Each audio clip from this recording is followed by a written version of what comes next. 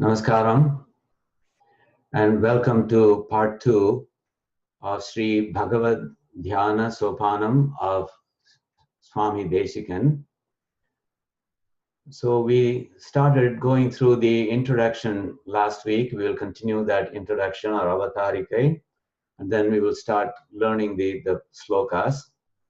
As I mentioned last week, Bhagavad dhyAna sOpAnam means the following. Dhyanam, as you know, means meditation. Bhagavad dhyAna means it's a meditation on the Lord, so it's a meditation about Emperuman. And sOpAnam means steps, what in Tamil we would call padikattu.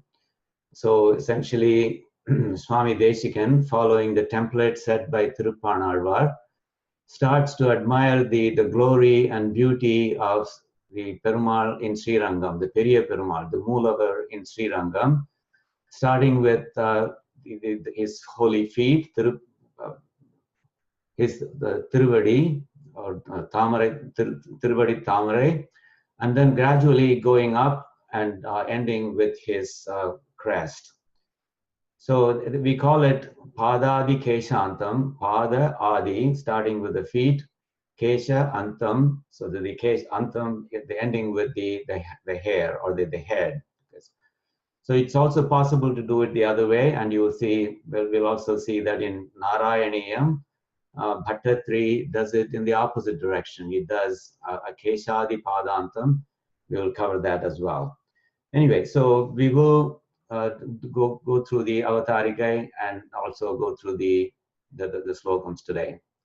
I've already started the recording. So there is a Taniyan for Desika Stotrams, and it's a Taniyan written by his Swami's own son, Kumara Varadacharya Swami.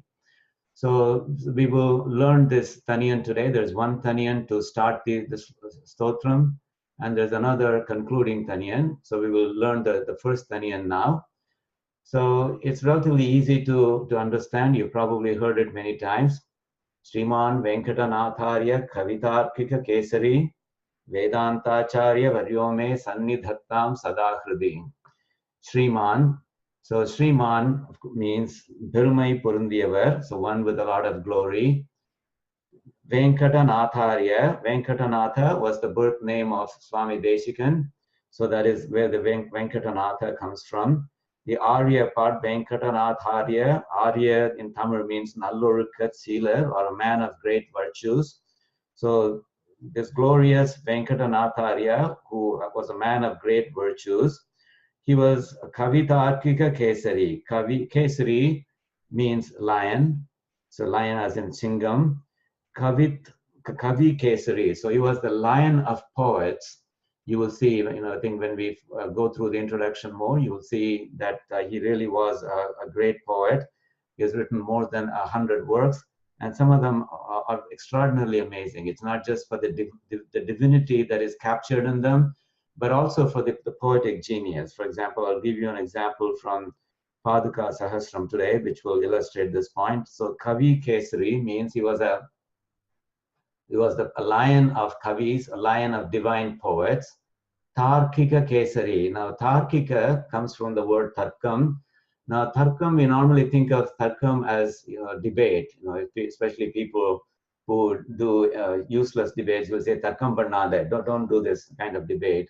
But Tarkam really means the following. Tarka means reasoning based on Veda. So you know about logic, for example. So logicians start with something that they call axioms or fundamental truths, and then they reason from those fundamental truths or axioms. So the Tarkikas are the logicians whose axioms are the things that are stated as truths in the Vedas. So starting with the Vedic truths as axioms, reasoning from those and saying that something is true or something is not true, or something is supported by the Vedas or something is not supported by the Vedas. That kind of a logician or philosopher. He is a Tarkika. And so Swami Desikan is also considered as a Tarkika Kesari. So he was also a lion among those philosophers. So he has done some debates as well, using his reasoning powers, and he has won them. So anyway, so he's a line of both poets and philosophers who reason from the Vedas. Vedanta Acharya Varyome.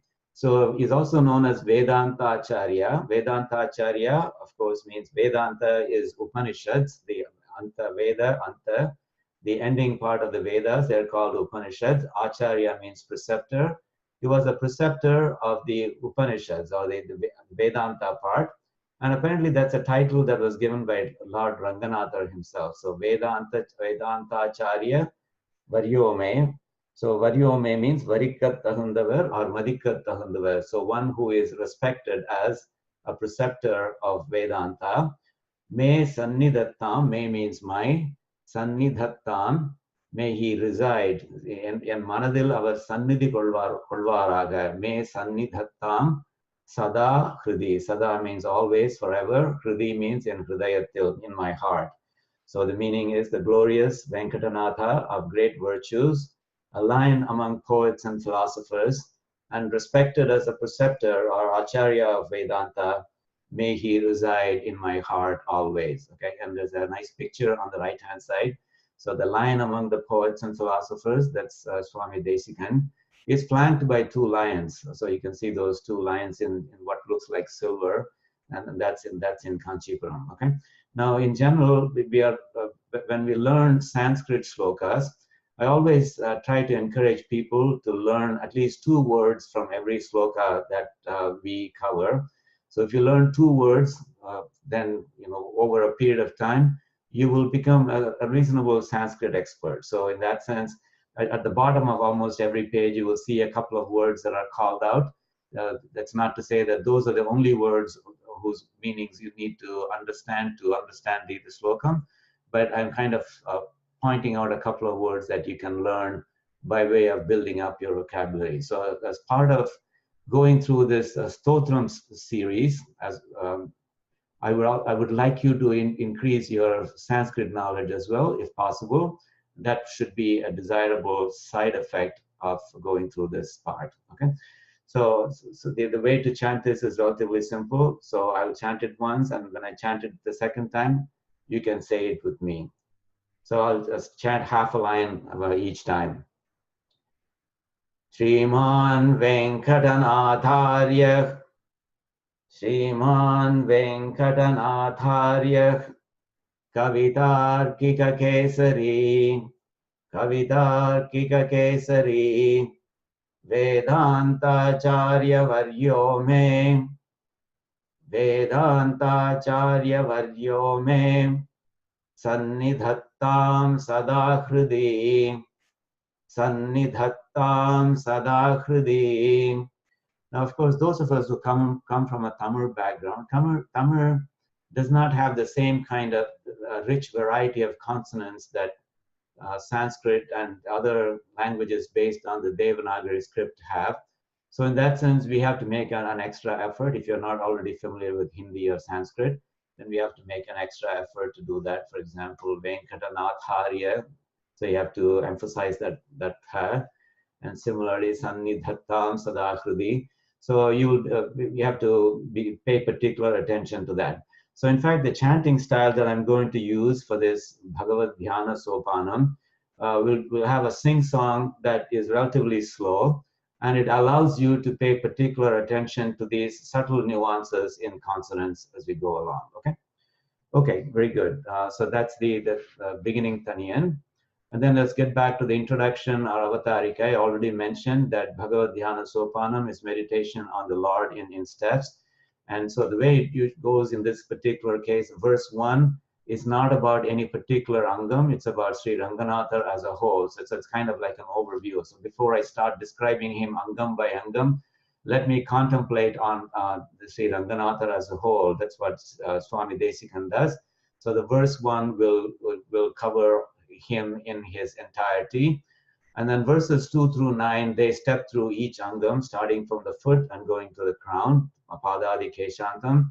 And then a summary verse, and then, which is verse number 10. And verse number 11 is a brief reference to the Utsava or Namperumal, and that's why you see a picture of Namperumal here as well.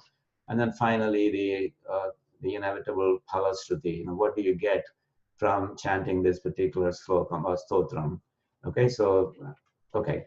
And so this is the slide that we were covering when we stopped last time. So basically I said that Swami Desikan was very prolific as a poet. And in fact, saying that he was prolific doesn't even begin to describe him. He's got more than 100 works. He was also a poet, a philosopher, Acharyan. He was a master of many trades. I mentioned in passing that he was able to build wells, he was able to sculpt his own image, etc. And then I went through some of the Sri Suktis that he has composed. And then I stopped at Vairagya Panchagam. So let me briefly mention the other things that are on that list. Paduka Sahasram. So in general, many of Swami Desikan's works, they carry in their name an indication of how long they are. For example, Panchakam means it's 5 verses long. Paduka Sahasram means it's about 1,000 verses long, etc. Okay, so the Paduka Sahasram has a pretty interesting history associated with it. So it's made up of 1,000 verses. So now you will understand why I didn't start teaching you Paduka Sahasram. I thought it would be better to start with something humble like this bhagavad, dhyAna, sOpAnam, which has 12 verses instead of 1,008. So the Paduka Sahasram apparently was composed by Swami Desikan overnight when he was involved in a challenge with another poet. So that's how the story goes.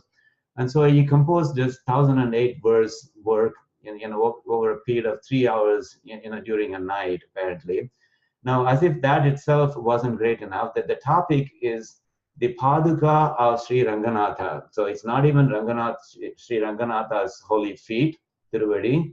It's actually about the Paduka. So you can imagine how difficult the topic itself is. And you might wonder, how can you possibly say things that would take you through 1,008 verses? But it's a credit to Swami Desikan's creativity and poetic genius that he was able to do that. He was able to do that over a single night. And not only that, the people who are scientists and engineers, etc., will particularly appreciate this part. I'll show you one particular example. Swami Desikan also introduced something called a Chitra Kavya. So Chitra Kavya simply means verses that have some geometric properties associated with them. For example, so this particular one that he has used is called Turaga Padabandham. So it's called a horse's walk relationship.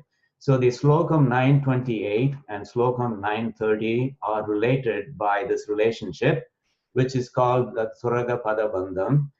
In English, it's called a knight stool. You remember that in chess, a horse is called a knight. So that's why it's called a knight stool. So there is this, so Slokam number 929 that you see here. Okay, so it goes something like this. Tiragasam Sadaradhya Vihata Katatamata Sat Paduke Sarasama Rangaraja Padam Naya. Okay, so that's how it goes. And the meaning of it is, oh, sacred sandals, you are always adored by those who have committed unpardonable sins. You remove all that is sorrowful and unwanted. You create a musical sound. And so be pleased and lead me to the feet of Lord Rangaraja. Okay? Okay, so that's Slokam number 929. Now, Slokam number 930 is over here, which goes something like this. Stitha Samaya Rajatpa Gathara Madake Gavi Duram Hasam Sannatada Sadhyata Pagarasara. Okay? Now, Pagarasara. Now, the meaning of that is the sandals which protect those who shine by their right attitude, whose place is in the center of the blissful rays, which destroy the melancholy of the distressed, whose radiance brings peace to those who take refuge in them, which move everywhere. May those golden and radiating sandals lead me to the feet of Lord Rangaraja. Now, if you ever get to teaching Paduka Sahasram, then we will go through the meaning in detail. But right now, I just want to illustrate a relationship between the two. Now, these verses are in a meter called Anushtup Chandas. Anushtup Chandas, if you know Bhagavad Gita, or if you've heard at least some of the verses of Bhagavad Gita, that they are in Anushtup Chandas. Anushtup Chandas means that there are 32 aksharas in that verse. It's usually a 2-line verse, with 16 akshara in each line, or a half line is 8 aksharas. For example, the Charana Slokam, which we have been using to conclude each session with, like Sarva Dharman Parityajya, if you count that, there will be 8 syllables. Mamekam Sharanam Raja, another 8 syllables. Aham Tva Sarva Papebhyo, another 8 syllables. Moksha Ishyami Ma Shuchaha, another 8 syllables. Okay, so there are 32 syllables. So there are 32 syllables in Slokam 929. So if you create a matrix that has 4 rows and 8 columns, as you see here, and put each syllable here, each syllable of the verse in one cell of this matrix. So, for example, the first akshara is T, so he puts T here. Then in the second one, you put the second akshara, which is Ra, so it's over here. Third akshara is Ga, and then Sam is the fourth akshara, etc. So you take the 32 aksharas that constitute verse 929, and use that to fill this table. So fill the first row, fill the second row, the third row, the fourth row. Don't pay any attention to the numbers that are written there. They are a different kind of numbers. Okay. Now, so now you have a matrix with the aksharas of the first verse filling it. Now there's a way to get the second verse, just by traversing this matrix in a different order. Of course, if you traverse it left to right, top to bottom, you will get verse number 929. Instead, if you pretend that this is a chessboard, it's a 4x8 chessboard, and you put a knight here, a horse here in the top left square, and then you create this problem. You have to move the knight. You have to keep on moving the knight such that it goes through all the squares of this chessboard without repeating any of them. It doesn't have to go through them in a particular sequence. The only requirement is that it goes through all of the squares in whatever order you choose, but it must go through all of the squares, and it must not repeat any square. So when you do that, so then this number sequence that you see, that's one particular knight stool. So 1 is the starting point, then the 2 here, the number 2 you see is the second position of that knight, and then the third position of the knight is here, the fourth position here, and so on. So if you just go through all that, the numbers in that sequence, 4, and then 5, the 6, etc., that essentially describes a knight stool. Okay, so you will see that starting from 1, it eventually goes through the number 32. Okay, so eventually the knight will end up here. Now the interesting thing is, if you now take the aksharas in that order, in that numbered order, so for example, the first akshara, the first number 1 is T, and now the number 2 is Ta. Okay, so Stita. And then the third one is Sa, and the fourth one is this one here, so Ma, and so on. Then what you do is you get the slokam number 930. And you see that's very interesting, isn't it? So he has composed the sloka in such a way that when you do a knight stool of a 4x8 chessboard, and then extract the sequence of aksharas corresponding to that knight stool, you end up with a slokam number 930. And it's not just gibberish. It's not just a sequence of aksharas that don't have any meaning associated with it. They happen to be very meaningful. They happen to constitute a very meaningful verse of this Padaka Sahasram. Okay, so and that's the genius of Swami Desikan. It's very hard to even try doing that. I mean, writing poetry itself is hard.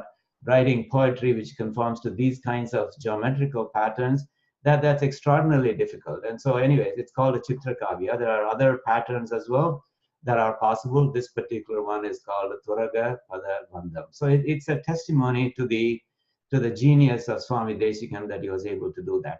Now this is a very famous problem in math.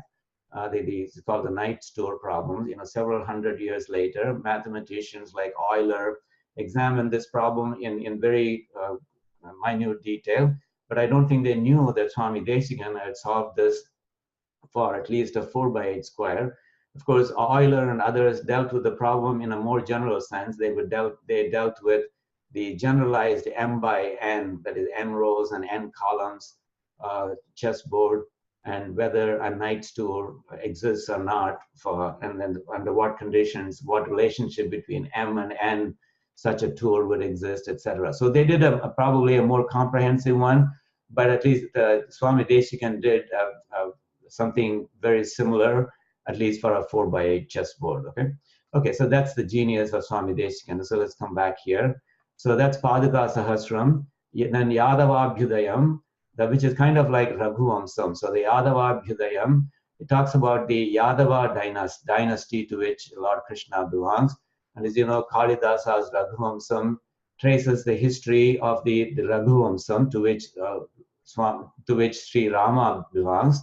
So in that sense, you can see the same way that Raghuvamsam is a famous kavya, famous epic story, the Yadavabhyudayam is also considered to be equivalent to that in terms of its merit. And similarly, Kalidasa wrote something called Meghaduta. Meghaduta is where he sends the clouds, where a yaksha who has been separated from his sweetheart sends the clouds as a messenger to her, and that's called Meghaduta, sending the clouds as a messenger. Swami Desikan did something called Hamsa Sandesham. So here Sri Rama is sending Hamsa, a swan, as a messenger to Sita Devi while she was in. It's not a story you will find in Valmiki Ramayanam or any other Ramayanam, but then you can't curb the imagination of a poetic genius like Swami Desikan. So he imagined that situation and went ahead and wrote Hamsa Sandesham anyway, whether or not there was any basis for it in Valmiki Ramayanam. Then similarly, Achyuta Satakam, now that was written in a language called Prakrutam. Prakrutam apparently was spoken by ladies in those days. And so this particular slokam is is about Devanathan. So this of Thiruvahindrapuram. Now, so you can see that the Swami wrote in multiple languages, Sanskrit for sure, Prakrutam, and then he also wrote in Tamil, and he also wrote in Manipravalam, which is a kind of a mixture of different languages. Okay, and then Sankalpa Suryodayam, which is a play. It's an allegorical play, in fact. And of course, the Garuda Dandakam, Garuda Panchashat, etc. Okay, and again, this is not an exhaustive list. He's written many more.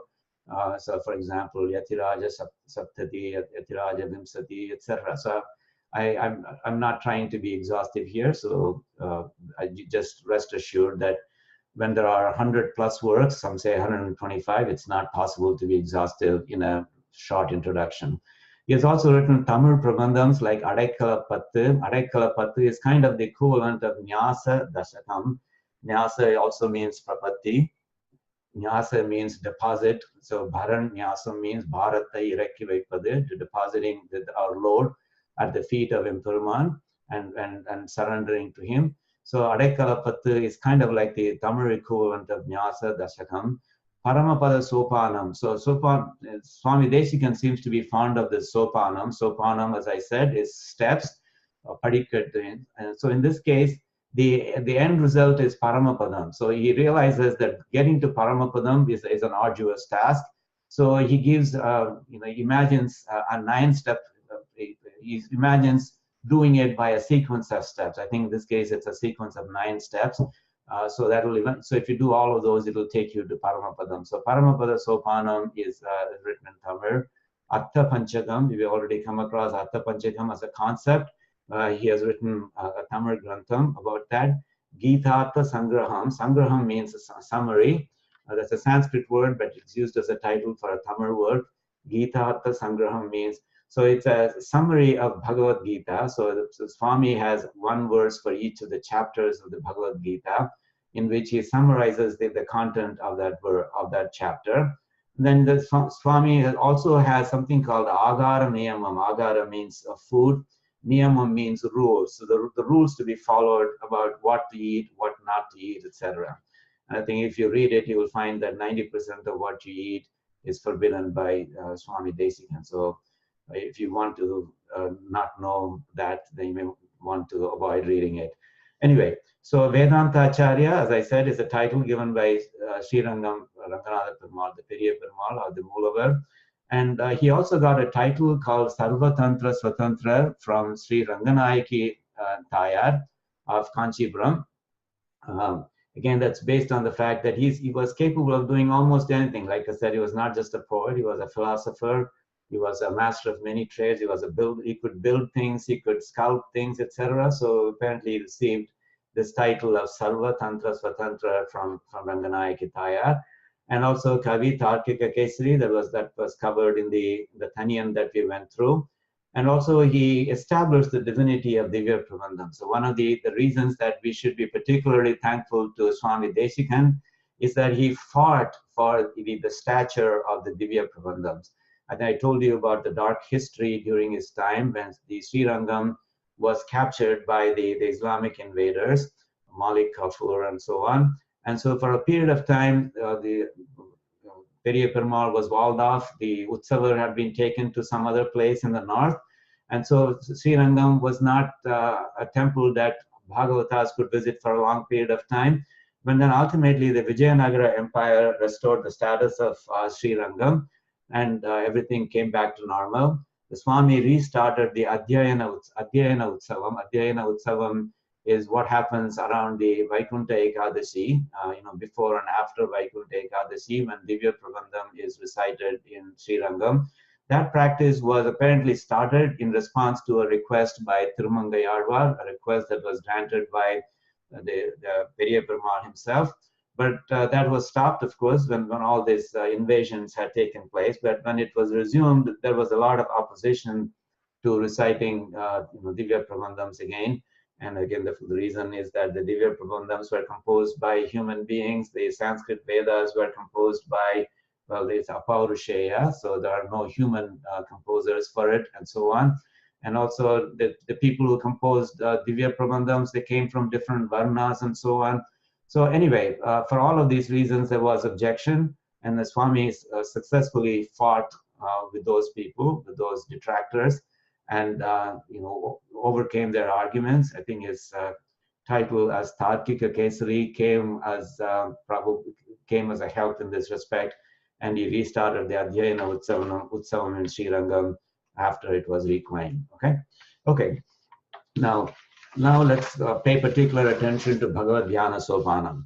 Now the Bhagavad dhyAna sOpAnam, as I said, is about Emperuman's glory, about the glory of Sri Ranganatha. So it's specifically about Sri Ranganatha, Sri Ranganatha's glory and beauty. Okay. Now beauty, we all know that Emperuman is very beautiful, is very, very handsome. So we hold these truths to be self-evident, that Emperuman is beauty personified, and there's no question about that. Okay. Now so that's something that would be celebrated in Bhagavad dhyAna sOpAnam. Just as Amalanadi Pirana of Tiruppanarvar celebrates it, that will be celebrated by Swami Desikan as well. So the physical beauty of Ranganatha will be celebrated, and also the glory involves such things about what he did in various avatarams, various incarnations, and also about his Kalyana Gunas, etc. So that's the glory part is that. So the beauty and the glory, those are the two parts that you will find in Bhagavad dhyAna sOpAnam. Now, when you talk about beauty, so that's a topic that many other poets have extensively commented on. So you have to see that there's a lot of basis for celebrating the beauty of Ranganatha, of Emperuman in general. So let's start. I just wanted to give you some examples of various poets describing the beauty of various incarnations or various forms of Emperuman. So Kamban here describing Sri Rama as he goes to the forest, and I think the ones that are in color, those are the ones that you should particularly pay attention to. So it says here, this is describing the beauty of Sri Rama, and he says, Mayyo, Maragadamo, Marigadalo, Maraimugilo, Ayyo, even Vadivenbadu or Ariya, Aragodayan, Ayyo, எனக்கு வார்த்தைகளே இல்லையே இவனுடைய அழகை வர்ணிப்பதற்கு. So Ayyo is a word that's kind of unique to Tamil. Maybe in English you can say, oh my God, that's probably the one that's closest to Ayyo. But Ayyo has a charm, it has a beauty that is often exploited by poets. It's usually to say, oh my goodness, I can't even find the right words to describe what I would like to describe. Okay, so for example, in describing the color, the complexion of Emperuman, Kamban says, Mayyo, oh my goodness, is he the color of coal, the coal that you apply to the eye? Maragadamo, is he the color of emerald? Marikadalo, is he the color, the hue of waves-filled ocean? Marai Mugilo, is he the color of the rain clouds? Ayyo, oh my goodness. Ivan vadivanbadu or Ariya Aragudayan. Ariya Aragudayan. Ariyada Aragudayan. Ariyada means eternal, indestructible. So something that lasts forever. Oh my God, his form is one endless beauty. So you can see that Kamban really struggled to come up with the right words to describe it. And that's why he uses the word Ayyo. And Ilango Adigal in Silappadigaram, he also says, Kannum, Tiruvadiyum, Kayyum, Tiruvayum, Seyya Kariyavanai Kanada, Kannenna Kanne, Kannimaithu Kanbardam, Kannenna Kanne. So he says that Emperman is so beautiful that an eye that has not seen him, Kariyavanai Kanada, Kannenna Kanne, what kind of an eye is that? And even among the eyes that have seen him or that are, that are seeing him, Kannimaithu Kanbardam Kannenna Kanne. Those who blink while they are looking at him, what kind of eyes are they? So they are worthless eyes. They have lost the purpose for which the eyes were created. That's what he's saying. So the Kannum Tiruvadiyum is that beautiful eyes, his beautiful holy feet, Kayyum, his beautiful hands, Seyya Tiruvayum, the red lips of him. So the one with all of these features, Sacha Kariyavan means the one who is dark. So the eyes that have not seen him, what good are they? Eyes that blink while seeing him, what good are they? So that's Ilango Adigal's description in Silappadigaram of the beauty. And then Thondaradippadiyalvar and Thirumalai, this whole pasulam is about the beauty. Payum neer arangam thannul pambanai padli konda, Mayanar Thirunan marbum maragada uruvum tholum, Thuya Thamarai Kangalum, Tuvaridar Pavalavayum, Ayasir Mudiyum Desum, Adiyarorku Agalalame. So he says here, Mayanar. So Mayanar, of course, means the wonderful one. Thirunan Marbum, that's the one with the glorious chest, that is his glorious chest. Maragada Uruvam, so his emerald form. Tholum, his glorious shoulder. And then Tuya Thamarai Kangalum, eyes that are pure lotus, nothing but lotus. Tuvar Idar, so Tuvar Idar means red lips. Pavalavai means coral mouth. So Ayasir Mudiyum, so that's well done lock of hair. And Tesu means Tejas, so the one who has the effulgence, the Tejas that comes with all of this beauty. Ayasir Mudiyum Tesum. Adiyarorku Agalalame. Agalalame is really a question. Adiyarorku Agalalamo is what it really means.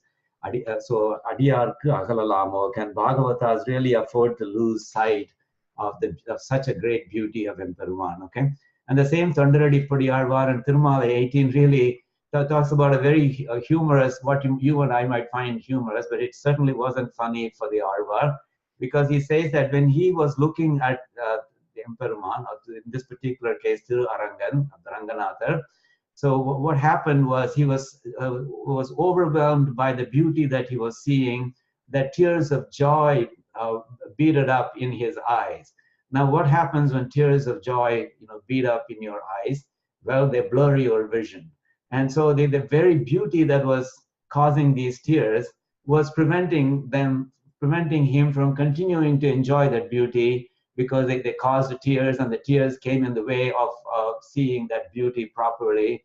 So the tears of joy are essentially turning into tears of sadness about not being able to taking the full beauty of Emperuman. So he talks about that predicament here, that quandary here. Kanirundanaya sevvai kannanai kanda kangal. So the eyes, so red lips like kovai fruit, seeing this Lord Krishna. He says here, Kannanai Kanda Kangal, that is my eyes that have seen him. Paniyarumbu Udurumalo Yenseyen Paviene Dan. Now I can't see him anymore because my eyes are welling with tears of joy. Pani Arumbu Udurumalo Yenseyen Paviene. What am I to do this great sinners? Okay, so that's what he's saying. So that's how beautiful Emperuman is. And Sri Andal in Nachiyar Tirumari describes the beauty in her own words. And I think one of the things that I enjoy about poetry is that sometimes words are repeated to emphasize a particular idea. Okay, so you will see the word Aragar appearing over and over again. So here Andal is describing the beauty of Emperuman, and this is a Nayika Bhavam. In a Nayika Bhavam, in the sense she imagines herself to be a Nayaki, pining for the love of Emperuman. And of course, Sri Andal happened to be a woman, so it came much more naturally to her than it did to, say, Sri Nammarvar and Sri Tirumangayarvar, etc. So here the Nayaki is saying, Eriludaya Ammanai Meer, oh mommies, who are beautiful mommies, Arangathu Innamudar, that is the handsome one of Sri Rangam, Kuralaragar, Vayaragar, Kannaragar, Koppuril, Erugamala, Puvaragar, Yemmanar, Nannudaya, Karalvalayai Tamum, Karalvalaye Akinare. She uses a pun here very beautifully. So Kuralaragar, his lock of hair is beautiful. Vayaragar, his mouth is beautiful. Kannaragar, his eyes are beautiful. Koppuril, Erugamala, Puvaragar, his navel from which the lotus flower rises, that is beautiful. That navel is beautiful. Emmanar, Ennudaya Karalvalai. Karalvalai is a particular kind of bangle that women wear. So that's the meaning of Karalvalai in this line. But in the next line, it has a different meaning. Karalvalai, Tamum Karalvalaye Akinare. So Karalvalai here means Karandu Virindra Valai. That is the bangle that does not fit well because she has lost weight. Why has she lost weight? Again from Virahatabam, because Emperuman has not been in union with her. So because of that, she has lost weight. So the bangles that once fitted her, they don't fit her anymore. So they've become loose and fall off. So Karalvalai means bangles that fall off here. Karalvalai here means a kind of bangle, okay? So she says, he's so beautiful, Kuralaragar, Vayaragar, Kannaragar, Koppuril, Erugamala, Puvaragar, etc. And the result of all of that is I've lost my bangles. That's what he has done to me. Oh, mommies, Ammanai meet. How is this fair? That's what this Nayaki is asking. And then finally, in the Sri Nammarvar in Tiruvayamuri 771 in Nayika Bhavam, he says, she talks about, this is Parankusha Nayaki, because this is Nayaki Bhavam. So she says, she talks about Emperuman, particularly about the eyes of Emperuman that have fascinated her. Okay, so she has now fallen a prey to those eyes. So she is describing those eyes. So she says, I don't know what these are. They're referring to the eyes. Yereyer avi unnum inai kutrangolo. So in other words, are they a pair of Yama's men? Yama is the god of death.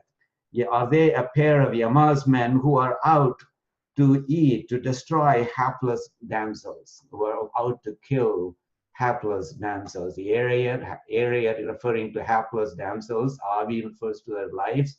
Unnum inai kutrangalo. Inai means a pair of kutrangalo. Kutrangalo means Yama's men. So are his eyes a pair of Yama's men who are out to kill the hapless women by essentially charming them? Ariyen, I don't know. Or is it the case that Ariyam Kannabiran Tirukangalo, or is it the case that they are the ocean-hued? Ariyam means ocean-hued, beautiful as an ocean. Kannabiran's Tirukangalo, are they the eyes of the emperor of Krishna, who is the color of ocean? Ariyen. So I don't know, because it is killing me. Those eyes are killing me with their beauty. Suramum Tamarai Nalmalar Bol Mandu Thondrum Kandi. You know, Nalmalar is a beautiful expression because it's a very fresh flower. Nalmalar Tamarai means freshly blossomed lotus flower. So like a freshly blossomed lotus flower, they appear, you see, they Vandu Thondrum Kandi, they come and appear before you. Toriyargal, oh my Sakis, Annaimir, oh mommies. And say again, what am I to do? This poor hapless woman, Tuer Artiene, I'm in great distress. Okay, so I just want to show you that this is the beauty of Emperuman, and this is, of course, so there's so much to talk about by way of describing Emperuman's beauty, and you will see that in Swami Desikan's bhagavad dhyAna sOpAnam as well. The one thing though is that when you go through how the Tamil poets have described Emperuman's beauty, you will see that there's a lot of emotional description, you know, with words like Ayyo, for example, you know, that the word Ayyo automatically has a great emotional content to it, right? So they use a lot of emotion to describe the beauty of Emperuman.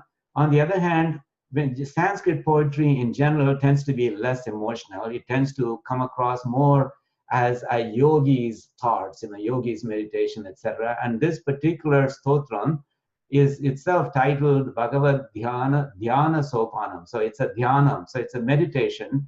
So you will find that even though the Tamil examples that I've given have a lot of emotional content to them, the Bhagavad dhyana sOpAnam, when describing the beauty or the glory, will be more like how a yogi would describe it. So it will not have that same emotional ups and downs that you will see in Tamil poetry. Okay, that's not a fault of the Sanskrit poetry. I'm just saying it's a different perspective. I really particularly wanted to point that out because we have just come out of two great padigams that we have seen, both of which have had a tremendous amount of emotional content in them. Taruduiram Tadayel from Perumal Tirumari, Anshirayam Adanarai from the Thiruvaimuri. Both of them have had tremendous emotional content, but now you have to wear a different hat to appreciate the beauty of Bhagavad dhyana sOpAnam. You have to look at it. For example, if you were to go to a temple and look at the alankaram done to either the utsavar or the mulavar, so that kind of perspective is what it takes to appreciate the beauty of Bhagavad dhyana sOpAnam. That's not going to be very emotional, but you will still be in a mood to appreciate the beauty. Aha, Perumal evvalavu alaga irkar patya, evvalavu alaga alankaram pannirkar patya. So that kind of a feeling, how beautifully they have, done, that they have beautified him, etc. So that's the kind of perspective with which you would appreciate Bhagavad dhyana sOpAnam. Now, I'm not going to go through this particular slide in detail. I just wanted to show you that the Amalanadipiran, after which the Bhagavad dhyana sOpAnam is patterned. So that there are 10 verses in it, and so they're all in Tamil here, but I'm not teaching it, so you don't have to worry about what you're missing. All I want to say is that Pasuram number 1 talks about the Kamala Padam, it talks about the feet. Pasuram number 2 talks about the adage. Adage means what he is wearing, the clothing that he is wearing. So you see from the foot, he goes to the clothing that he is wearing. And then the third one is going to the Undi Melagandro. Again, Undi is, of course, the navel. And then he goes to Udara Bandham. Udara Bandham is what we Tamil we call the Arenyan Kairu. So it's a kind of a string or a rope or an ornament that is tied around the waist, Udara Bandham. And then it talks about the Marbu, the Emperor's holy chest. And then the Kantam. Kantam refers to the neck, that comes from the Sanskrit word. Va is the mouth. Kangal refers to the eyes. And then after describing all these angams up to the Kangal, Tirupanarvar talks about the mani as a whole. So he talks about the whole Tirumani of Emperuman. And then he goes on to say, such a beautiful Emperuman's Tirumani, my eyes that have seen him will never see anything else. Now the life story of Tirupanarvar has a beautiful storybook ending to it. After he said, undergone Aniyarangarni Namudanai Kandakangal Matrundinai Kanave, so that undergone, the Lord of Nitya Suris, Aniyarangan, the resident, the Lord of Arangam, Tiruvarangam, which is the ornament of this world, Yen Amudinai, my nectar. So that's such a Lord, Amanai Kandakangal, my eyes that have seen him, Matrundinai Kanave, will never settle for anything less, will never see anything less. And of course, it turned out that was true, because according to the legends, when he composed that 10th verse, he was already entering the sanctum sanctorum, the Garbhagraham of the Sri Rangam temple, and then in he went and then disappeared there, the same way that Sri Andal disappeared. So, so anyway, that's a kind of ending that we all would like to have. Okay, so the Bhagavad dhyana sOpAnam is inspired by Amalanadipiran, same Padadi Keshantam template, starting with the foot, ending with the head. And then, as I told you, Sri Narayaniyam, which was written by Sri Bhattatri in Kerala. It's written in Sanskrit. So the story is that Bhattatri, his own guru, had a certain illness which was causing him considerable pain. So in order to ease the pain of his acharya or guru, Bhattatri kind of traded it. So in other words, he got the disease of his acharya so that his acharya could get relief. But then now Bhattatri was suffering from it greatly. So he went to the Guruvayur temple over and over again. and somebody told him that there is a cure for it, and he said, start with the fish. So start with the fish. And of course, Bhattatri was a Brahmin, so the normal interpretation of start with the fish would be to start eating fish, for example, start by eating fish. But that's not what that person meant. What he meant was start describing or start summarizing the Bhagavata Puranam, starting with the Matsya Avataram. Matsya Avataram is the fish Avataram. That's what he meant when he said start with the fish and then proceed and things will be all right. So the Bhattatri went to the Guruvayur temple over and over again, and then he, every day he would chant one, or rather he would compose and chant one particular dashakam. Dashakam has, is a section with about 10 verses in it. And then on the 100th day, apparently he got a vision of Emperuman. So the 100th dashakam is kind of the pinnacle of Narayaniyam. It's the climax of Narayaniyam, in which Krishna appears in front of him, or at least gives that vision to him. And that's when he sings very joyfully, Agre Pashyami Tejo, Agre, in front of me, Pashyami, I see, Tejo, the effulgence, the Tejas, the effulgence of Lord Krishna. Okay, so and then he goes on to describe the beauty of what he is saying, of beauty of Sri Krishna that he's saying, but in a Keshadi Padantam way, template, the opposite of the template that Thirupanarvar and Swami Desikan have used. So he starting from the Emperuman's head and then going down to his holy feet. He describes it. So what we will do is when we go through the slokas from this bhagavad dhyAna sOpAnam, we will also give examples both from Thirupanarvar's Amalanadi Piran as well as the Narayaniyam, especially the 100th Dasakam, which is where the Keshadi Padantam vision of Emperuman is achieved. Okay. And then, as I've already mentioned, that this is not an emotional, so these are some final words to make sure that you will appreciate the Bhagavad dhyAna sOpAnam, because you have to have a different expectation from it. So I've already said, for example, you won't find emotional words like this. Instead, you will see something like Swante Gardham, Mama Vilagati, Swagato Dara Netram. His eyes are so welcoming, they are so generous. They are embedded in my mind deeply and firmly, and then that's nice too. So it's just that instead of a very emotional description, it's more of a quiet reflection on the beauty of Emperuman. So one of the analogies that I like to give, that is, if we were to compare the Arvars, especially Thirupanarvar's or Thondaradi Arvar's description of Sri Rangam's Perumal with Swami Desikan's description in Bhagavad dhyAna sOpAnam, it's kind of like Saint Tyagaraja versus Dikshita in Carnatic music. The way I look at it is that Saint Tyagaraja, his kritis or his compositions are never dull. He goes through these great emotional highs and lows, whereas Dikshita, who was written in Sanskrit, so Saint Tyagaraja wrote in Telugu. I don't know if the language itself had an influence on the kind of poetry that they wrote. But in any case, you will see that Dikshita's kritis are more like a yogi's description. So, for example, Dikshita would say, Vatapi Ganapatim Bhaje Aham. So he will say, I pay obeisance to the Sri Ganapati of Vatapi. So you see, that's not emotional. That's just the way a yogi would say. That is, I pay obeisance to this great Lord. And then the rest of the kriti will talk about the glory, but again, in a very matter-of-fact sort of way. He did this, he did that, etc. So he has this guna, that guna, etc. And similarly, Sri Satyanarayanam Upasmahe Aham. You see, that also is, I pay obeisance to Sri Satyanarayana. And again, that's a very yogic description of what he is thinking. But again, if you go through the whole kriti, you will see that he does describe the glory, but the glories are all described in more like a factual sort of way. But if you go through Tyagaraja's kritis, for example, you will see the emotional ups and downs. And there are times when he is happy, and his kritis reflect that. So, for example, when you talk about the Ramanama and what it has done for him, in one kriti, you would say, Aparadhi Tyagaraja Anandamu Hechuma. That is the fact that this sinner Tyagaraja has experienced bliss. That itself is proof enough of the greatness of the Ramanama, he says. Then he goes on to say, Aparama Bhakti Endo Para.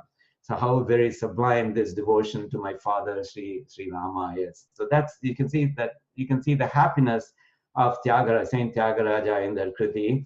But there are times when he is frustrated as well. For example, there's one Kriti where he says, Manamuleda, Tanavadana, Abhimanamuleda. So do you not have shame and pride, O Sri Rama? Do you not have love for your own bhaktas? You helped Sugriva ascend the throne in Ramayana, but when this Tyagaraja worships you constantly, you seem to have no love for him. You see that? You can see the frustration. So when you go from one Kriti to another Kriti, it's just like going from the top of a mountain to a valley, for example, in terms of emotions. And so that's the difference between Saint Tyagaraja and Dikshita. Saint Tyagaraja, I compare him to an ocean, a restless ocean. Dikshita, a serene pond. Okay, so that's the difference. And then to some extent, you will see that kind of a difference between the Arvar's description of Ranganatha and perhaps a more quiet description of Ranganatha by Swami Desikan. So similarly, even among the Arvars, there's a difference. Sirmarise Arvar was himself kind of a yogi. So if you go through the Tiruchanda Virutham, for example, you will find much the same thing. You will not see those emotional highs and lows as compared to other Arvars compositions. Okay, so in that sense, you can think of it as other Arvars versus Tirumarise Arvar, for example. And also, I think maybe in general, emotions expressed in non-native languages generally seem to produce less emotional impact due to our inadequate familiarity. Anyway, with the language. For example, when I say "Ayo Pavam," you will really commiserate with me. But when I say poor thing, it may not have the same effect on you. Okay. And also the another thing is that you have to start with being impressed by the history or legend around Sri Rangam Perumal and the Vimanam. So, for example, the Sri Rangam Perumal, the Periya Perumal, the Moolavar, and the Vimanam, that is the ceiling structure, they were originally with Brahma in Satyalokam, according to the legends. So the more you have faith in that legend, the more you will see that Sri Rangam Perumal, that Bhagavad dhyAna sOpAnam describes, is a very unique Perumal, even among all the Perumals of various temples in India.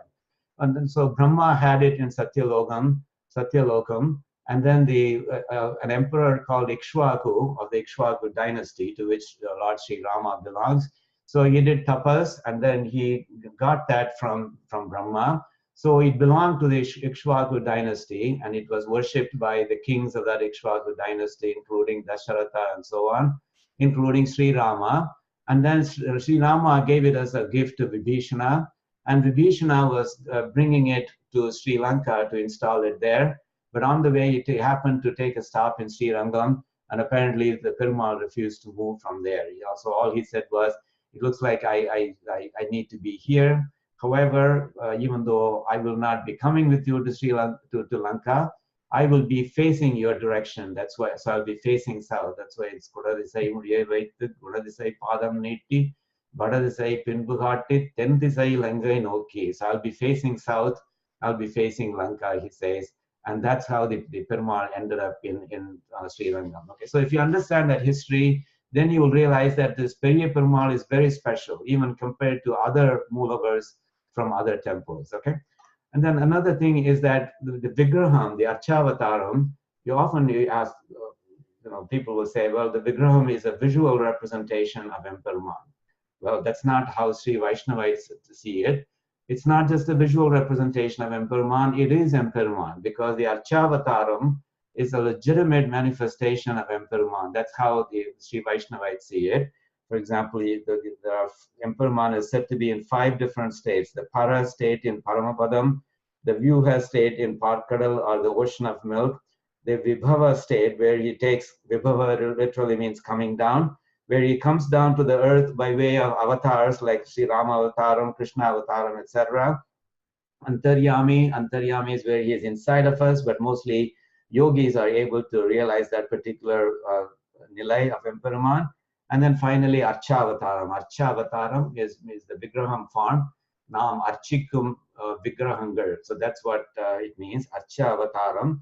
So that those are the Vigrahas that we worship in temples. Okay. So that Archavataram is a legitimate manifestation. It is one of the 5 recognized states of Emperuman.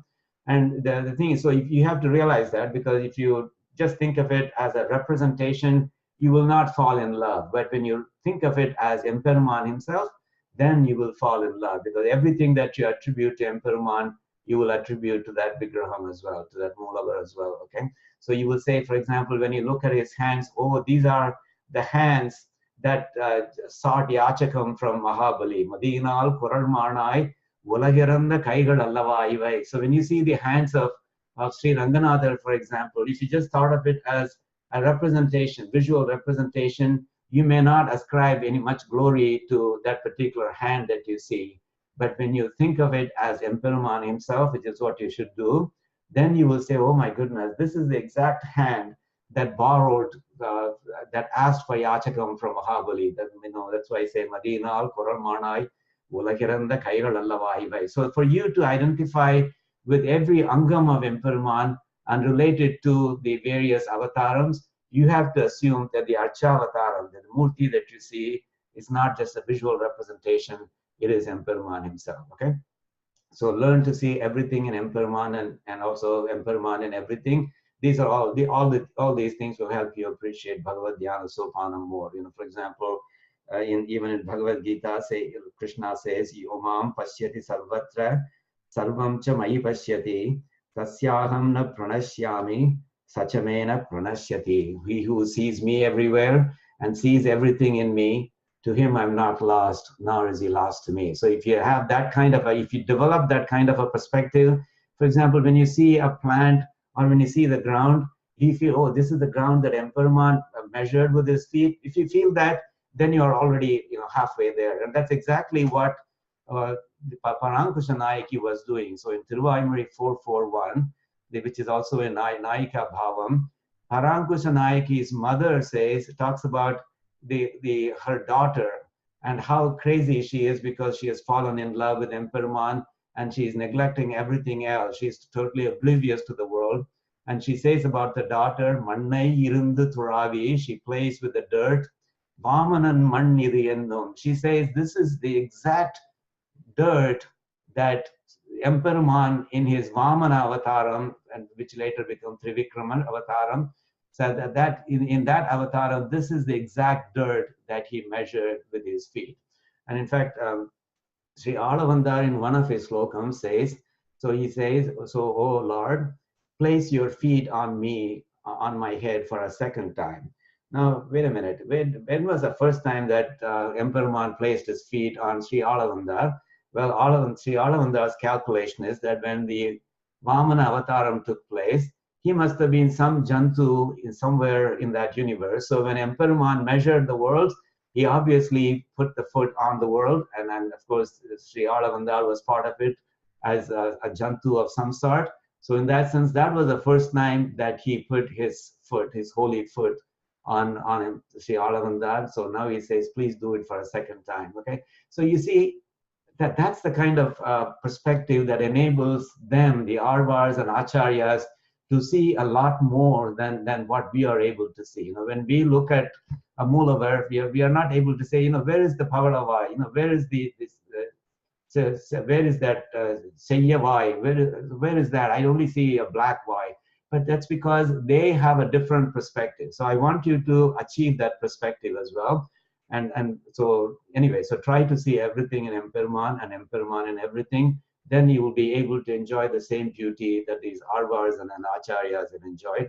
And in general, use the same eye with which you see beauty in your child. There's beauty in your child that you see that nobody else sees. So, well, that's because you love that child. And that love itself causes you to see something that others are not able to see. In a similar way, your love for Emperuman will help you see beauty that other people, less fortunate ones, are not able to see, okay? So the same eye with which you appreciate Perumal Alankaram in temples. For example, Swami Desikan is able to see the scar on Emperuman's fingers. When he looks at a Moolavar and he looks at the finger, he says, oh my goodness, oh, you have these scars in your fingers. That's because in Sri Rama Avataram, you were operating the bow, the string of the bow that you were using. And, from repeated use of that, in your fight with the Rakshasas, you must have scarred the fingers.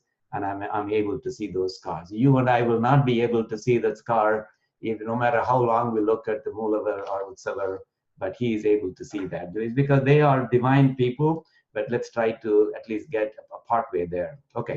Okay, so having given that long avatarike, I just wanted to make sure that this is the first time we are covering a Deshika Stotram. So it's not that every time we go through a Deshika Stotram, we will have this long introduction, but because this is the very first one, I wanted to give a longer introduction, Okay, so here's the first slokam of Sri Bhagavad dhyAna sOpAnam, Okay. So what I'm going to do is I'm going to chant it first, and then I'll give you the meaning, Okay, and then this will have a particular sing-song. You will see that it is slow. It allows you to look at the words that are coming up next so that you can see the subtleties of the consonants that are about to come,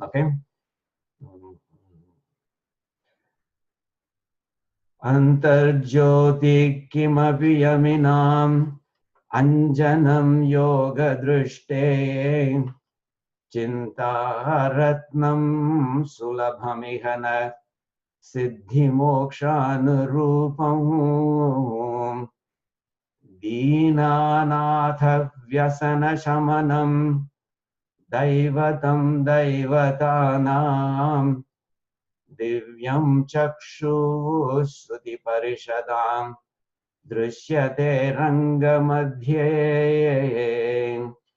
So that's the kind of sing-song that we'll be using. So for the first verse, as I said earlier, is not about any particular angam. It's about the Ranganatha as a whole. And the title that I've given for this is that A Wonder Extraordinaire Lies in the Middle of Sri Rangam. So the way the Swami Desikan, by the way, you see a lot of colors on this slide. I was thinking about what is the best way, because Sanskrit may be a new language for many of you. And certainly for those of you who want to understand the word-by-word meaning, I thought I should use the colors. So for example, so if you see a green color, that's something here refers to the kimapi here, because they both have the same color. This antarjyoti, which is kind of a red color, that is an effulgence. So you can see that. So I tried to match the colors so that you can tell the meaning of each word. So it's not just the overall meaning that I want you to get. Try to understand the meaning of as many words as possible, so that you can understand the sentiment behind each line, So in that sense, it may be a color candy, but hopefully at least some of you will find it useful, So here, Swami Desikan goes about constructing a mystery. It's almost like he's an Agatha Christie who is describing a murder mystery. So he talks in mysterious terms. He says, there is something here. That's what the word kimapi means. It's something. Oru vastu ondru irukkirathu. So there is something here. So that's what kimapi means. So he says there is a kimapi. There is a something here. And then he doesn't tell you what that something is. That will be solved, just like Agatha Christie doesn't tell you until the last page who done it. So Swami Desikan, only in the very last line, he tells you what that something is. So he says that something has this property, it has that property, etc. So every line that you see here starts something about, gives you more and more hints about what that something is, until finally that mystery itself is resolved. Now I know that you cannot stand such suspense, so what I'm going to do is I'm going to kind of spoil the fun and tell you what that mystery is. So that kimapi, finally he says, Drishyate Ranga Madhye. So Drishyate means it's visible. Ranga, Sri Rangam, Madhye. So in the middle of Sri Rangam, Drishyate. That kimapi that I've been talking about, that something that I've been talking about, is really the one that is in the middle of Sri Rangam. And of course, you and I know immediately that he is talking about Ranganatha. So that's the kind of mystery that he's going to talk about. So we will see that the clues in one after another. But I want to say, so drishyate is pretty much a word that you should know, you should learn. Drishyate means visible. Think of the word drishti, for example. Drishti, drishyate, they all come from this similar root. Drishyate Ranga Madhye. So we celebrated Narasimha Jayanti, Sri Narasimha Jayanti yesterday. So I thought of Drishyate in the context of Sri Narasimha Jayanti. That word appears in the Prahlada Charitram as well. In Prahlada Charitram, Hiranyakashipu when told that the Emperman is everywhere, he's even in that pillar, and he cannot see the Perumal in that pillar, Emperman in that pillar, he says, Stambhena drishyate, stambhe na drishyate. Stambham means, as you know, stambham means stone or pillar. He says stambhe, in the pillar, na, not drishyate, visible, not visible. So he is not visible, says Hiranyakashipu to Prahlada. You say that he is in the tomb. Well, I don't see him in the tomb. He is not visible to me. Stambhe na drishyate. And Prahlada answers it using the exact same aksharas, but the na is associated differently. Stambhena drishyate. Stambatildan avan irikkiran par. So stambhena drishyate. He, in that stambham only, he is there. Okay, so it's beautiful. You know, that's just the association of the na with whether it's with drishyate or whether it's with stambhe, it produces a different meaning. So the answer to the question is the question itself just said differently. Stambhe na drishyate, stambhe na drishyate. Okay, so that's another interesting context in which the word drishyate is being used. Okay. Okay. So the first one, antarjyoti. Antarjyoti. But by the way, when I go through this verse, you will see that you know a lot of these words already, just from the Tamil that you may have been speaking at home. Or at least after I pointed out, you realize, oh yeah, I should have known the meaning because I know a similar word. Okay, antarjyoti. I claim that you know the word antaratma. Antar means inside. Jyoti means light. So an effulgence that is inside. Okay, so an antarjyoti. Kimapi yaminam. Yaminam means yogis. Okay. So he says, so the antarjyoti kimapi yaminam. So just let's read that as one phrase. Antarjyoti kimapi yaminam. So the meaning is something is visible as an effulgence in yogis' hearts. Okay. So the antar, I'm translating it as heart.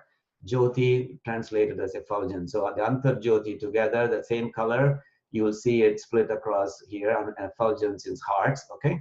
Yaminam is the same color, yogis, okay, yogis' hearts. Something, of course, is green color, that's kimapi, okay. So you should be able to understand the meaning of each word just from the colors that have been used. So Swami Desikan starts out by saying, something is visible. That's something that is going, that mysterious object is visible. The first clue that he gives is that it's visible as an effulgence in yogis' hearts, okay. Now you might say, well, is he only in yogis' hearts? Isn't he in everybody's hearts? And of course, he's in everybody's hearts.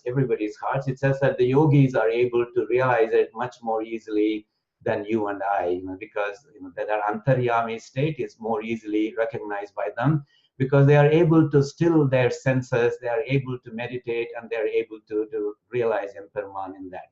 Now, in Tiruchandavirtam, Tirumarisai Arvar says, it exactly says that. He says that you are in me. Okay, so he says here, Tondru Jodi Mundrumai, Tolakkamil Velakkamai, Endra Naviyul Puhunda Enkaloyam Isane. So he says, Tondru Jodi Mundrumai. So the Mundru refers to the the Pranavam sound, Om. Om has three parts to it, the Akaram, Ukaram, and Makaram. Those are the three things he's referring to here. So he says, you are the light in those three consonants of the Pranava mantra, the Akaram, Ukaram, and Makaram. You are the light in that three consonant Pranava mantra. And then not only that, so now the Pranava mantra, they say, is the root of the Veda. So you remember this, so the Pranava mantra is such a glorious thing that it is considered as the root of the Vedas. And then he goes on to say, not only that, the root of that Pranava mantra is the Akaram, and that Akaram is you. So see, it's the root of the root in some sense. The Tolakkamil Velakkamai refers to that Akaram. So you see, it says, you are glorious, so glorious that you are not only the root of the Vedas, you are the root of the Pranava mantram as well. And such a glorious one, if you had ignored me, I could not have said anything. And I cannot say, oh, he's ignoring me, because you are so much more glorious than me. How can I expect you to pay any attention to me? But the most beautiful thing, oh my Lord, is that you are inside of me, Enkolo emizane. What a great wonder it is. A being that is so glorious that it is the root of the Vedas. It is the root of the Pranama Mantram. You will be very easily excused for not being inside of me, but you have condescended to be inside of me. You know, how can I ever, more or less, how can I ever thank you for this? You know, that's exactly what he's saying. What a great wonder this is, oh my Lord. So the answer is yes, he is in every one of us. Only some, like the Arvar, are fortunate enough to recognize that. Now, Sri Nammarvar also says that in one of his Prabandhams called Periya Tiruvantadi. Now he says, Puviyum Iruvasumbum Ninnagatta. So the universe and the large heavens, they are all in you. And the ni yen seviyen varipuhundu yen ullai. So see, that also carries the concept that he is inside of me. So Nammarvar says, ni yen seviyen varipuhundu. You have entered me through my ear, and you are inside of me. So make no mistake, he is inside all of us. But then Sri Nammarvar goes on to indulge in some kind of a banter with Emperman. See, that's the beauty with the Arvars. They are so intimate with Emperman that they can say some things with him. They can tease him. They can do banter with him. So here he says, so which of us is really greater, O Emperman? Tell me. On the one hand, okay, the whole universe is inside of you. But then you are inside of me. So am I not greater than you? That is exactly what he is suggesting. So he says, Yan periyan ni periyai enbadanai yararivar. Who knows whether you are greater than me or whether I am greater than you? Because I could argue just because I contain you, that is, you are inside of me. So another way of saying that is I contain you, you are contained in me, therefore I am greater than you. Can I not make that argument? So that's what he says in a teasing sort of way. Yan periyana, nan periyavana, ni periyavana enbadanai yararivar. Who is to know whether I am greater than you or you are greater than me? Un parga nemi I. Nemi refers to the disc chakra, chakra tarvar, or the chakra tarvar, or the one who carries the chakra which destroys the enemies. Ullu, think about it, okay? So you can see that in the process of expressing the idea that Emperman is inside us, he also raises this interesting question just for fun, okay? Now, it turns out that even Shaivites also do something similar. For example, Manikavasigar, so this is on the Shaivite side, also teases his Lord, that is Shiva Peruman, in a very interesting verse. He says, Tandadu untannai, kondadu entannai. I was not able to put it on this slide because I didn't have enough space in it. He says, Tandadu untannai, kondadu entannai, Shankara argolo chatura. Okay, so the meaning is this. He says, look, oh Shankara, you and I have engaged in an exchange of commodities. I gave you something and you gave me something. What did you give me? You gave yourself to me. In other words, you entered my heart. In other words, you gave yourself to me. So what I got was you. What did I give you? Well, what did you get from me? Well, you took me as a servant of yours. So in other words, I gave myself to you. So let's look at it this way. What I got from you was you. What you got from me was me. And tell me, O Shankara, which of us got a better deal? See? So that's what he means. He says, Shankara, Arkolo Chaturar. Nam irandu veril, yarukku chaturiyam adhigam. Chaturiyam. So Chaturar means chaturiyam mikkavar. Which one of us is greater? Which one of us is smarter? Which one of us got the better deal? Which one of us is smarter? So Shankara, Arkolo Chaturar. Andam vandilla anandam vetrain yadu vetradundri enbal. Okay, Tandadu undannai, kondadu endannai, Shankara arkolo chatura. Okay, so all I'm just trying to say is that, I was trying to say that Emperman is in all of us. That led to Sri Nammarvar teasing Emperman, and that led to Manikavasigar teasing Shiva Peruman as well. By the way, at the bottom here, a couple of words for you to learn, but those are not the only two words to learn. If you want, you can learn more words as well. Okay, let's back here. So get back here. So antarjyoti kimapi aminam anjanam yoga drushte. Anjanam, what is anjanam? Anjanam means the kanmai, coal. Okay, so anjanam is a coal for the yogic eye, so that helps them see him. So anjanam yoga drushte. So yogigalin drishti. So the vision of the yogis. So apparently the siddhas and yogis, there is something called a siddha kanmai, that is a yogi's my kanmai, which if they apply, this is at least according to mythology, so if they apply to their eyes, they will be able to see things that otherwise, people like us will not be able to see. And what he is saying here, what Swami Desikan is saying here, this Periya Perumal is that yogi, is that coal, is that eye, that's that coal, that black ointment that you apply to the eye with which you can see Emperman himself. In other words, it is the eye, it is the coal, but it also helps you see him. So he is the coal, and he helps you see him. Now, another way of saying that is he is the upayam and he is the upayam as well. So this in Vaishnavite philosophy, when I talked about Artha Panchagam, though in Artha Panchagam we understood that our destination was Emperuman, but the means was also Emperuman. That is, you have to surrender to him so that you can get to him in Paramapadam. So one of the things that Vaishnavite philosophy constantly emphasizes is that he is the means, he is the destination. So he's the destination, but he's also the means. And that concept is indirectly mentioned here. He's a coal for the yogic eye that helps them see him. It is he who helps them see him. So he's the means and he's the object as well. Okay, so that is the part about Anjanam Yoga Drishte. And then let me go on to the next slide because I have a few more things here. Okay, Chinta Ratnam Sulabham Ihana. So it goes on to say Chinta Ratnam means it's a Chintamani. Now, again, in mythology, there are things that will give you anything you ask for. Chinta Ratnam means Chinni Chindittadai Kodukkum Ratnam. So it gives you whatever you think of asking for. Chinta Ratnam Sulabham Ihana. So, for example, Kamadenu, you've heard of Kamadenu. That's one of those things which can give you anything you ask for. Kalpaka Vriksham or Parijatam is another thing that can give you anything you ask for. So these are all mythological things. But Swami Desikan is saying that this mysterious thing in Sri Rangam, mysterious thing which he has not yet indicated is in Sri Rangam, that Kimapi, is a Chintamani. Sulabham means easily. Ihana Siddhi Mokshanu Rupam. Iha means in this here. Iha means here in this life. Iha, Nah means our Namak. So Nah means for us.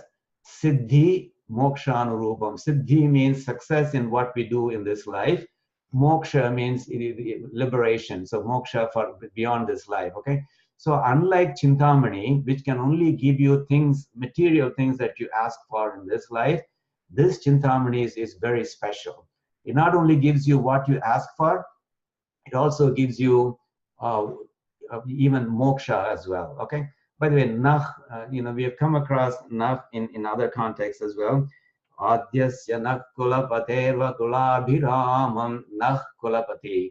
Nammudaya Kulatin Adiba. So Nah means Nammudaya. So Namakku Nammudaya. So just like in Gayatri Mantram as well. Say Dhyo yo Nah Prachodayad. That Dhyo yo Nah Prachodayad. So our intelligence, may it stimulate that intelligence. Okay, that spirituality, that effulgence, the effulgence that Emperman is, may he stimulate that intellect that we have. So Nah is a very popular word that you should try to learn yourself. Okay, so it is a Chintamani which gives us not only what we need in this life, but in other words, it gives success.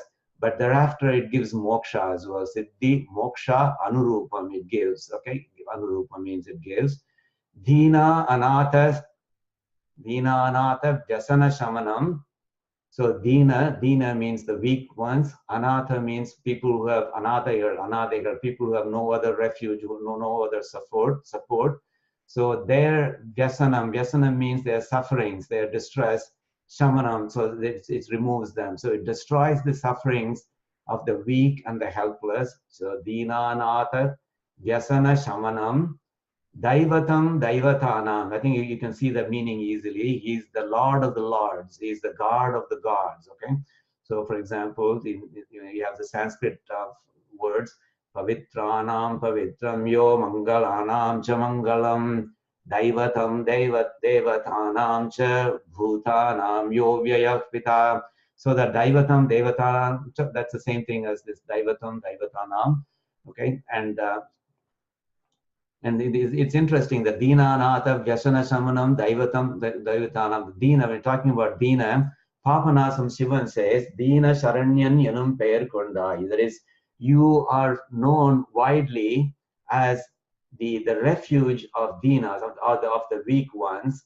And then what he says after that is more interesting. He says, Dinan Yanaipol wherever Kandai. By the way, have you ever seen a Dina who is more Dina than me, who is weaker than me? So it's more or less trying to say, look, I know that you are dealing with a lot of Dinas, that weak people, and maybe you are struggling to find out which one of them I should help. But look, answer this question: have you found anyone who is more Dina than me? Dinan Yanaipol wherever Kandai. Okay, and Sri Nammalvar also in Thiruvaimuri says, Pugal Vandrilla Adien. So he says he's also one of the Dinas and Anathas in this case, one who has no other refuge. So Dina Anatha Vyasana Shamanam Daivatam Devatanam Divyam Chakshu Shruti Parishadam. So Divyam means divine, Chakshu means eye, Shruti Parishadam. Remember, Parishad means assembly. Like you've heard of Vishva Hindu Parishad and things like that. So Parishad means assembly. So there is, think of Vedas, all the parts. The Vedas are made up of several parts in some sense.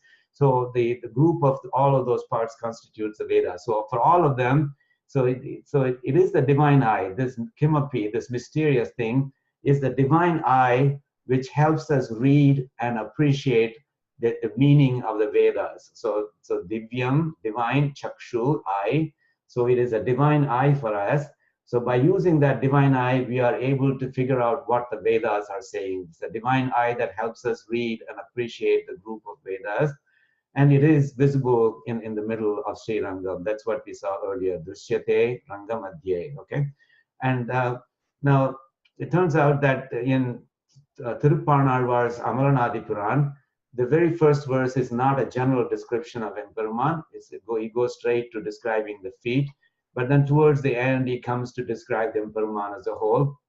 So the only thing that would be kind of equivalent to this is this pasaram. Kondal Vandanai, Kovalanai, Vandayunda Vayanam, Ullam Kavandanai, Undergone Aniarangan, Navudanai, Kandagangal, Matrandinai, Kanave. This is the very last pasaram. I already explained the meaning of the last two lines. That is, my eyes that have seen him will not see anything less, will not see anything else. So that's what they're saying, okay? Okay, and then in similar in Narayaniyam, the Agre Pashyami Tejo. So Agre Pashyami Tejo, of course, starts by describing the overall form of Emperuman. So in some sense, that is similar to this overview slokam that we just saw. But the full meaning of that Agre Pashyami verse, which is the very first verse, is in front of me I see an effulgence, pretty as a dense bed of blue lilies. So you can compare the way Bhattatri is describing Lord Krishna in his entirety with the way that Swami Desikan is describing Sri Ranganatha in his entirety. Bhattatri says, in front of me I see an effulgence, pretty as a dense bed of blue lilies. I'm drenched by a shower of the sweet nectar. And then I see within that light a divine lad who is handsome from his budding youth. He's experienced the thrill of supreme bliss, his hair standing erect on all his limbs as proof, surrounded by Narada and other sages, and by a bevy of damsels, the Upanishads, okay? So this is just for comparison purposes. So you will know what Tiruppanalvar is saying, what Bhattatri is saying by way of a similar verse to the very first verse of Swami Desikan, okay? Now, one other thing that I want to mention is that I wrote kind of a poetic version of the meaning of this verse. So I kind of try to challenge myself. So it's basically, in English, there's a meter called the anapest meter. The anapest meter means that you'll have two unstressed syllables followed by a stressed syllable, like ta ta ta ta ta ta ta ta ta ta ta ta, etc. So ta ta ta ta ta ta ta ta ta ta ta ta. It's a light shines so bright in the yogi's still hearts. Magic coal wear it now, you'll see him have no doubt. So in other words, I'm trying to capture the meaning. So this is not as, it's not such a color candy as the previous slides are, but it captures the meaning. You still see a correspondence between the portions of the verse here and the English translation here. But now instead of a word by word correspondence, it's kind of a half line to half line correspondence. Okay, so Antar Jyoti Kimapi Aminam. Which means it's a light, it shines so bright in the yogi's still hearts. Anjanam Yoga Drishte, it's a magic coal. If you wear it now, you'll see him. Absolutely no doubts about that. Chintaratnam Sulabhamihana Siddhi, that is in the Iha, Iha means in this life, Namakku Siddhi Alikum. So it's a gem in this life, brings success. And there is more. The more is Mokshanurupam, or that cycle of births, it's all banished, no more. And similarly, the dhyAna vyasana shamanam, and those masses redeemed, be they weak or sand help. Daivatam devatanam, he's our God, they all say, and fine gods they all are. So it's all of them who are gods themselves say that he is our God. Then divyam chakshu shruti parishadam drishyate rangamadhye. It's an eye so divine, it helps explain all the Vedas explained. In Sri Rangam, this magic resides, oh behold. So if you were to say it as in a poetic form, you will realize that anapest meter, it's a light, shines so bright in the yogi's still hearts. Magic coal, wear it now, you'll see him, have no doubt. It's a gem in this life, brings success, and there's more. That cycle of births, it's all banished, no more. And those masses redeemed, be they weak or sand help. He's our God, they all say, and fine gods they all are. It's an eye so divine, all the Vedas explained. In Sri Rangam, this magic resides, oh behold. Okay. Anyway, so we'll finish off by chanting this particular verse. Okay, so let me chant it, and then you can chant after me. So I'll do it half line by half line. Okay. Antarjyoti kimapi yaminam. Antarjyoti kimapi yaminam. Anjanam yoga drishte. Anjanam yoga drishte. Chintaratnam sulabhamihana. Chintaratnam sulabhamihana. Siddhi mokshan rupam. Siddhi mokshan rupam. Dīnānātha vyasana shamanam. Dīnānātha vyasana shamanam. Daivatam daivatānām. Daivatam daivatānām. Divyam chakshu shruti parishadam. Divyam chakshu shruti parishadam. Drishyate rangamadhye. Drishyate rangamadhye. I'm going to say the whole verse once, and then you can say it along with me. So I'm not going to say it twice. So when I start saying it, you can just chant along with me. So the whole verse now. Antarjyoti kimapi yaminam. Anjanam yoga drishte.